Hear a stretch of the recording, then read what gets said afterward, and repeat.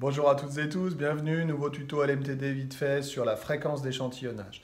Donc, je vous rappelle déjà que la fréquence, c'est le nombre de répétitions par unité de temps, généralement c'est par seconde. Cette fréquence s'exprime en Hertz et donc quand on parle de fréquence d'échantillonnage, ça va être le nombre d'échantillons à réaliser par unité de temps par seconde. On utilise cette fréquence d'échantillonnage quand on veut convertir un signal analogique en numérique. J'ai représenté ici un signal analogique, c'est un signal qui est donc continu dans le temps, représentant par exemple la température de la pièce en fonction du temps. Et puis, je veux convertir ce signal analogique en signal numérique. Il va donc falloir que je prenne des échantillons à intervalles de temps réguliers, donc la période d'échantillonnage. Si je choisis de prendre une fréquence d'échantillonnage qui est égale à 2 Hz, ça veut dire 2 échantillons par seconde. Donc sur le signal analogique, si je prends 2 échantillons par seconde, ça va me donner à peu près ça. Et puis sur la deuxième seconde, ça va donner quelque chose comme ça.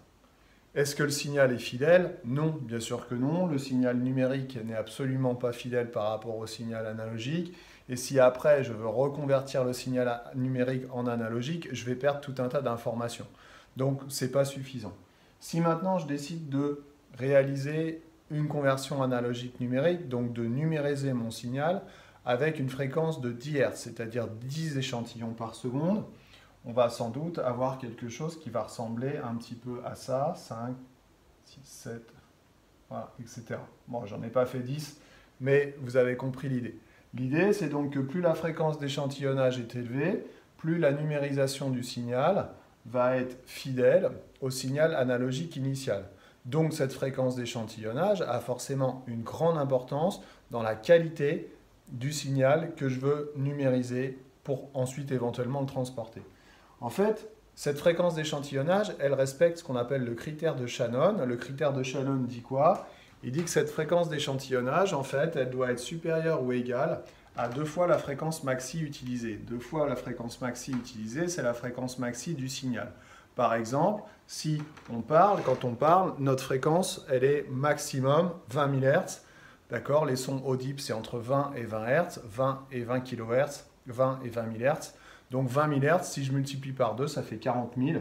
40 000, la fréquence d'échantillonnage d'une chanson, par exemple, si je veux numériser une chanson, il va falloir que cette fréquence d'échantillonnage soit supérieure à 40 000 Hz. Généralement, sur les CD audio, c'est 44 000 Hz. 44 000 Hz, ça signifie qu'on va numériser 44 000 fois par seconde. On va faire 44 000 échantillons pour une seconde de chanson.